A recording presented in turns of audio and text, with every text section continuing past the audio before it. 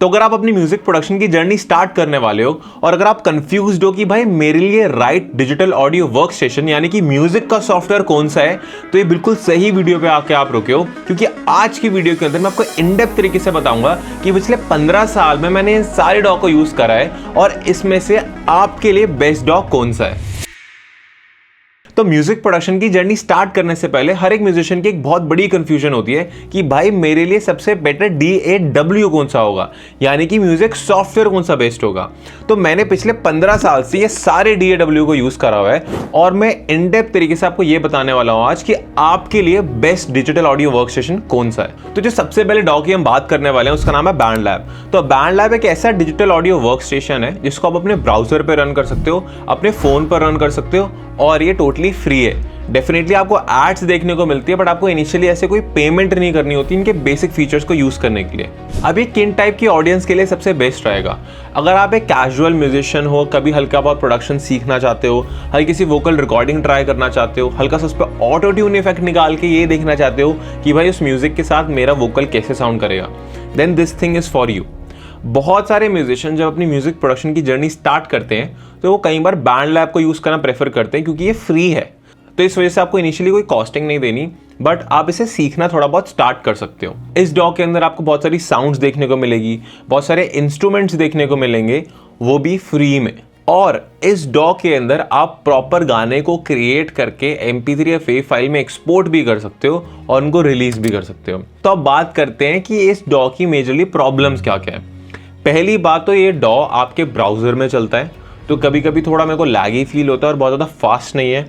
Second चीज़, अब क्योंकि ये ब्राउजर पे चलता है तो इसके साथ सबसे बड़ी प्रॉब्लम ये आती है कि इसकी इतनी स्पीड नहीं है, क्योंकि आप जितने भी डिजिटल ऑडियो वर्क स्टेशन अपने कंप्यूटर में इंस्टॉल करके चलाते हो और वो नेटिवली आपके कंप्यूटर में चलते हैं तो वो C++ प्रोग्रामिंग पर काम कर रहे होते हैं। तो जितने भी आपके एबल्टन हो गया, लॉजिक प्रो हो गया, प्रो टूल्स हो गया, क्यूबेस हो गया, ये सारे के सारे डॉ जो हैं वो C++ की कहीं ना कहीं कोड पे काम कर रहे होते हैं, क्योंकि वो एक ऐसी प्रोग्रामिंग लैंग्वेज होती है जहाँ पर आपको बहुत फास्ट इनपुट और आउटपुट देने में हेल्प करती है। यहीं पे अगर आप डॉ को अपने ब्राउजर पे चला रहे हो तो आप डायरेक्टली C++ को उस तरीके से यूज़ नहीं कर सकते, वो कहीं ना कहीं HTML, Next.js या React लैंग्वेज को यूज़ कर रहा होता है। और एक और बैंडलैब के साथ प्रॉब्लम ये देखने को मिलती है कि इसके अंदर जो स्टॉक इंस्ट्रूमेंट्स हैं उनकी क्वालिटी ठीक ठाक है, बट अगर आप बहुत ज़्यादा रियलिस्टिक वायलिन्स, चेलो, स्ट्रिंग्स, गिटार्स को यूज़ करना चाहते हो तो उसके लिए एक टेक्नोलॉजी यूज़ करी जाती है VST, वर्चुअल स्टूडियो टेक्नोलॉजी। तो VST एक ऐसी टाइप की टेक्नोलॉजी है जिसमें आप अपने डॉ के अंदर डिफरेंट प्लगइन्स को इंस्टॉल कर सकते हो। यानी कि जैसे आपने कभी विंडोज़ कंप्यूटर खरीदा हो तो आपने देखा होगा उसके अंदर रैम भी अलग से लग जाती है, उसके अंदर SSD भी अलग से लग जाती है, वो अपग्रेड हो जाता है, राइट।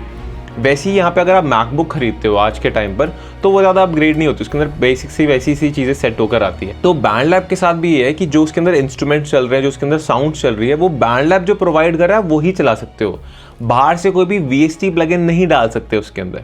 अब जो बाकी के आप डॉ को यूज़ करते हो अपने कंप्यूटर के अंदर, उसमें वो VST टेक्नोलॉजी सपोर्टेड होती है और उसको आप अपग्रेड कर सकते हो एक्स्ट्रा प्लगइन्स डालकर। तो अगर आप एक कैजुअल म्यूजिक प्रोड्यूसर हो, कभी कभी ट्राई करना चाहते हो, ऑफिस से घर आते हो, ऐसी रैंडमली रिकॉर्डिंग करके देखना चाहते हो कि भाई मेरे वोकल्स कैसे लगेंगे बीट के साथ या प्रोसेसिंग के साथ, तो गो फॉर बैंडलैब। बट अगर आप म्यूजिक प्रोडक्शन को अपना करियर बनाना चाहते हो, फुल टाइम करना चाहते हो, तो उसके अंदर आपको ज़्यादा टेक्निकल जाना पड़ेगा और जब बहुत ज़्यादा टेक्निकल जाओगे तो बैंडलैब इज़ नॉट द राइट डॉ फॉर दैट। नेक्स्ट डॉ जो है वो है लॉजिक प्रो।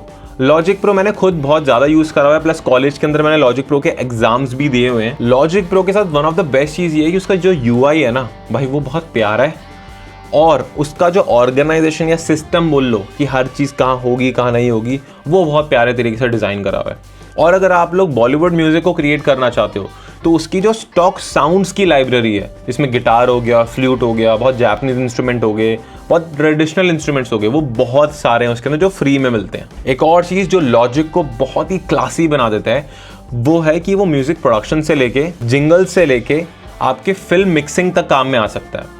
तो लॉजिक प्रो के अंदर अगर आप उसके एडवांस सेटिंग्स में जाओगे तो आप नोटिस करोगे कि उसके अंदर आप 5.1 मिक्सिंग, 7.1 मिक्सिंग तक कर सकते हो। अभी यहाँ पे आपको दिख भी रहा होगा कि जब उसको 5.1 या 7.1 मिक्सिंग पे स्विच करते हो तो उसका पैन वाला सिस्टम ऐसा दिखने लग जाता है, जबकि बैंडलैब या बाकी जितने भी डॉज आप यूज़ करते हो वो 5.1 या 7.1 मिक्सिंग सिस्टम अलाउ नहीं करते हैं। अब बात करते हैं कॉन्स की, तो लॉजिक प्रो का सबसे बड़ा डिसएडवांटेज ये है कि वो मैक में चलता है। लॉजिक प्रो के साथ एक सबसे बड़ा डिसएडवांटेज मेरे को ये लगता है कि उसमें ना सर्टेन नंबर ऑफ ट्रैक्स बनते हैं, पर जैसे आपके CPU पे हल्का सा भी ज़्यादा लोड आएगा ना, वो प्ले ही करना बंद कर देगा। बाकी डॉस क्या करते हैं, उसको स्टिल खर खर खर करके प्ले कर सकते हो, आप कुछ फ्रीज कर सकते हो, जुगाड़ कर सकते हो, बट उसमें एक बार वो रुक गया ना, वो ठामा रोक ही देता है, प्ले ही नहीं करने देता। अब बात करते हैं हमारे नेक्स्ट डॉ की, जो कि मेरा पर्सनल फेवरेट है, एबल्टन लाइव। तो एबल्टन लाइव की सबसे सबसे सबसे बेस्ट चीज़ ये है कि उसकी स्पीड, उसका सिस्टम, उसकी ऑर्गेनाइजेशन। आप एबल्टन के अंदर बहुत इजीली टैब दबा के नीचे मिक्सर को ओपन कर सकते हो। यहाँ पे राइट साइड पर ट्रैक्स दिख रहे हैं, लेफ्ट साइड पे ब्राउजर है, आपको मल्टीपल विंडो इधर उधर उठा के नहीं लानी है फिल की तरह, एक ही स्क्रीन पे जो दिख रहा है वहीं से सब कुछ एक्सेस होगा। और आप इसको लाइव परफॉर्मेंस के लिए भी प्ले कर सकते हो। यानी कि ये एक सिंगर जो होता है उसकी मेन इनकम गाने से तो आती है, बट वो लाइव शोज से भी कमाते हैं। बट म्यूजिक प्रोड्यूसर्स के साथ सबसे बड़ी लिमिटेशन ये आती है कि वो सिर्फ स्टूडियो में बैठ के गाने बनाते हैं, बट उन्हीं गाने को अगर वो अच्छे से परफॉर्म करना सीख लें तो वो भी एक लाइव शो लगा के पैसे और अर्न कर सकते हैं। बट वो लाइव शो लगाने के लिए उनको सॉफ्टवेयर आना चाहिए जो कि एबल्टन प्रोवाइड करता है। तो अगर आप एबल्टन का फुल वर्जन परचेज करते हो तो आपको उसके साथ ऐसा पुश करके एक चीज़ देखने को मिलेगी जो एबल्टन कंपनी का ही, और वो एबल्टन के साथ बहुत अच्छे से कनेक्ट हो जाता है। तो आप अपनी बीट्स को, अपने ट्रैक्स को इससे प्ले भी कर सकते हो और इसको यूज़ करके लाइव परफॉर्मेंस भी कर सकते हो, जो कि किसी भी और डॉ में इतने अच्छे तरीके से ब्लेंड नहीं होता। और एबल्टन का पूरा नाम है एबल्टन लाइव। तो लाइव परफॉर्मेंस के लिए पहले बनाया गया था, बाद में वो प्रोडक्शन के लिए बनाया गया। एंड क्योंकि वो लाइव परफॉर्मेंस के लिए बनाया गया और लाइव परफॉर्मेंस के अंदर बहुत सारी चीज़ें जल्दी करनी होती है, क्योंकि अगर कुछ गड़बड़ हो जाएगी तो प्रॉब्लम हो जाएगी, इसलिए वो बहुत फास्ट है उसका जितना भी सारा सिस्टम है। एक और चीज़ जो मेरे को एबल्टन के साथ बहुत सही लगती है वो है कि ये विंडोज़ और मैक दोनों के लिए आता है। और पर्सनली मेरे को ऐसा लगता है एबल्टन से जो परफॉर्मेंस मैं निकाल पाता हूँ अपने लैपटॉप की, वो किसी भी और DAW के कंपैरिजन में नहीं निकाल पाता कोई और डॉ, क्योंकि उसके अंदर ट्रैक इजीली फ्रीज हो जाते हैं। उसके अंदर आप बहुत इजीली अपने सैम्पल्स को रैम में डाल सकते हो, रैम से हटा सकते हो। तो बहुत सारी चीज़ें हैं जिससे आप परफॉर्मेंस को इम्प्रूव कर सकते हो विदाउट अपग्रेडिंग योर सिस्टम।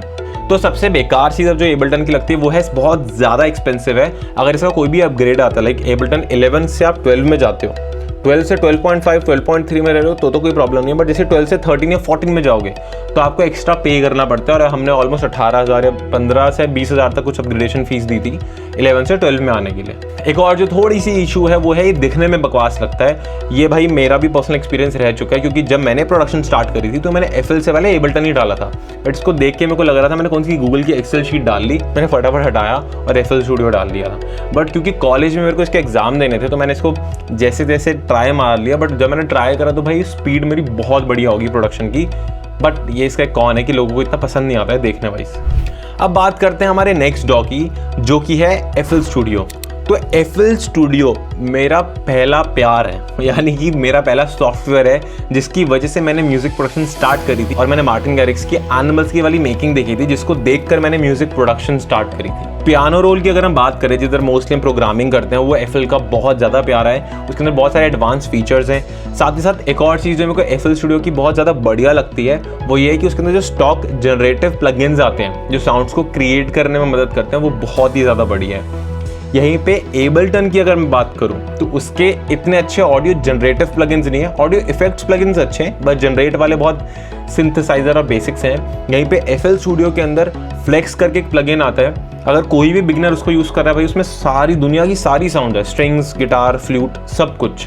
और FL स्टूडियो के अंदर आपको लाइफ टाइम अपडेट भी देखने को मिलता है। तो हमने आएगा 17-18 हज़ार का FL स्टूडियो खरीदा था 2021 या 22 में। आज तक उसको 1 रुपया भी और नहीं दिया और बढ़िया चल रहा है अभी तक।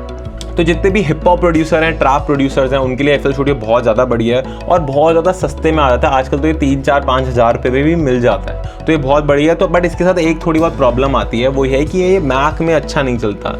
मैं बहुत ज़्यादा यूज़ करता हूँ इसको मैक के अंदर, और मेरी टीम भी MacBook air, MacBook pro use करती है। ये बहुत ज़्यादा प्रॉब्लम देता है फॉर सम रीज़न। बहुत बग्स हैं इसके अंदर, क्योंकि ये बहुत रिसेंटली आया मैक के लिए, पहले सिर्फ और सिर्फ विंडोज़ के लिए ही था। और पहले जितने भी प्रोफेशनल्स FL को चलाते थे मैक के अंदर, वो मैक के अंदर पहले विंडोज़ डालते थे, फिर जाकर वो उसमें FL इंस्टॉल करते थे। और मेरे को इसका ओवरऑल जो स्पीड है वो थोड़ी स्लो लगती है। मिक्सर यहाँ से खोलो, फिर मिक्सर में भी 12 या 15 चैनल्स ही है वहाँ पे, फिर और में लिंक करो, ये करो, वो करो। बहुत थोड़ा मेसी है इसका मतलब जो वर्क फ्लो है, बट कई प्रोड्यूसर्स के लिए ठीक भी होगा, मेरे को बड़ा मेसी लगता है। तो अब बात करते हैं प्रो टूल्स की। तो प्रो टूल्स एक प्रोफेशनल डॉ है भाई। उसको घर पे अगर आप अपने लैपटॉप पे डाल लोगे तो आपका दिमाग हिल जाएगा, क्योंकि वो बहुत ज़्यादा कॉम्प्लिकेटेड है यूज़ करना। उसमें ये चीज़ बहुत ज़्यादा बढ़िया है कि आप उसमें म्यूज़िक बना सकते हो, उसमें आप मिक्सिंग कर सकते हो। उसमें 7.1, 11.1 भाई बतेरे टाइप की 0.1, 0.2, 0.1000 तक की जो मिक्सिंग हो सकती है वो प्रो टूल्स में हो सकती है। प्लस आप प्रो टूल्स में ये भी कर सकते हो कि आपने अगर अपना स्टूडियो सेटअप करा हुआ है और आपका मेन रिकॉर्डिंग रूम है और आपका दूसरा एक और रूम है जिधर स्टूडियो सेशन लग रहा है और एक और रूम है जिसमें गिटारिस्ट प्ले कर रहा है, तो आप सबको अलग अलग टाइप के ऑडियोज़ भेज सकते हो और सब पे अलग अलग टाइप के इफेक्ट्स लगा सकते हो। बट ये चीज़ एक ट्रेडिशनल डॉज में इतनी अच्छे से देखने को नहीं मिलती है। और प्रो टूल्स के साथ उसका एविड का एक बहुत बड़ा सा इंटरफेस आता है, वो कनेक्ट हो जाता है, जो कि प्रोफेशनल स्टूडियोज़ में देखने को मिलेगा, जिससे बहुत हाई क्वालिटी हाई स्पीड की रिकॉर्डिंग ईजिली हो जाती है। रिकॉर्डिंग के लिए मेरे को जितना लगता है अभी तक का सबसे बेस्ट डॉ है प्रो टूल्स। मैंने प्रो टूल्स की सर्टिफिकेशन भी करी हुई है यूज़र की, यहाँ पे कहीं आ रहे होंगे उसके सर्टिफिकेट्स मेरे, तो मैंने इसको अच्छे से डीप डाउन करा है, पढ़ा है। बट मेरे को प्रोडक्शन के लिए बढ़िया नहीं लगा, बट रिकॉर्डिंग के लिए और अगर मैं प्रॉपर स्टूडियो की बात करूँ तो ये बहुत बढ़िया है। इसके एक थोड़ा सा कॉन भी है कि बहुत ज़्यादा कॉम्प्लिकेटेड है और इस वजह से मेरे को अच्छी तरह याद है जब मेरे कॉलेज में इसका एग्जाम हुआ करता था तो 30 से 35 बच्चे ही पास होते थे, मतलब 30 to 35% ही थी पासिंग, बाकी सारे फेल हो जाते थे क्योंकि इसका एग्जाम बहुत ज़्यादा डिफिकल्ट होता है और ये कॉम्प्लिकेटेड बहुत है सॉफ्टवेयर। तो ये बिगनर फ्रेंडली नहीं है, साथ ही साथ बहुत एक्सपेंसिव भी है कि अगर आप इसको परचेज करना चाहते हो तो इसका इतने रुपीज़ का या कुछ आता है, आपको दिख रहा होगा स्क्रीन पे। तो अगर आप होम स्टूडियो में सेटअप करना चाहते हो तो आई गेस FL Studio एक बेटर ऑप्शन है, या फिर एबल्टन का standard version with student discount एक बेटर ऑप्शन है कंपेयर टू ये, क्योंकि बहुत कॉस्टली है। तो भाई आप एक फटाफट से कंक्लूजन और रैप अप ले लेते हैं कि हमें पता तो लग गया हर एक डॉ के बारे में, बट हमारे लिए कौन सा बेस्ट है। अगर आप एक बिगनर हो, जस्ट म्यूजिक प्रोडक्शन स्टार्ट करना चाहते हो, आप जॉब कर रहे हो, आप कॉलेज स्टूडेंट हो, आपको हल्का सा प्रोडक्शन और मिक्सिंग थोड़ी थोड़ी सीखनी है, गो फॉर बैंडलैब। अगर आप एक ऐसे म्यूजिक प्रोड्यूसर प्लस डीजे हो जिसको थोड़ी सी डीजेइंग भी करनी है, लाइव परफॉर्मेंस भी करनी है, गाने भी बनाने स्पीड में, EDM बनाते हो, ट्रैप बनाते हो, हिप हॉप बनाते हो, go for Ableton. Live performance का अगर हल्का सा भी चीज़ दिमाग में, गो फॉर एबल्टन। स्पीड अगर हल्की सी भी दिमाग में, गो फॉर एबल्टन। अगर आप जस्ट म्यूजिक प्रोडक्शन स्टार्ट कर रहे हो और आपको थोड़ा बहुत टेक्निकल भी जाना है, उसके अंदर आपको एडवांस टूल्स भी चलाने हैं, बट आपके दिमाग में ये भी है कि भाई थोड़ा बिगनर फ्रेंडली भी हो, थोड़ा UI अच्छा दिखता हो, गो फॉर FL Studio। सस्ता है, चीप है, बहुत इजीली स्टार्ट कर सकते हो, लीगली उसको खरीद के यूज़ करना। यहीं पे बाकी डॉ में से किसी भी डॉ पे जाओगे वो एक्सपेंसिव आएगा। प्लस FL Studio के अंदर स्टॉक इतनी सारी चीज़ें देखने को मिलती है कि आपको 1 से 1.5 साल तो कुछ एक्सटर्नल VST डालने की जरूरत ही नहीं है, उसी में इतनी सारी चीज़ें, उसी को एक्सप्लोर करते रहोगे, 1 साल निकल जाएगा। लॉजिक प्रो किसको लेना चाहिए? लॉजिक प्रो उसको लेना चाहिए जिसके पापा के पास बहुत पैसा हो, यानी कि मतलब जिसके पास पैसे हो, जो मैकबुक ले सकता है, मतलब महंगी वाली। अगर आप एयर देख रहे हो, मैकबुक एयर, तो लॉजिक से बेटर तो उसमें एबल्टन ही चला लेना। बट अगर आपको प्रॉपर अच्छे से लॉजिक यूज़ करना है, 11.1 मिक्सिंग, 7.1 मिक्सिंग, सारी चीज़ सीखनी है, then go for logic. But उसके लिए आपके जेब में या फिर आपके पास एक किडनी होनी चाहिए या फिर आपके पापा पर पैसा होना चाहिए, तभी आप लॉजिक ले सकते हो। प्रो टूल्स तो भाई मैं उसको रिकमेंड करूंगा जो एक प्रोफेशनल स्टूडियो खोल रहा है, जिधर बहुत हैवी टाइप की रिकॉर्डिंग्स होने वाली है। एक रूम में गिटारिस्ट होगा, एक रूम में वोकलिस्ट होगा, रिकॉर्डिंग होगी, या फिर रिकॉर्डिंग करते टाइम आपको बहुत सारे हार्डवेयर्स भी यूज़ करने हैं, साथ में कनेक्ट करने, जैसे आपने स्टूडियोज़ में देखा होगा।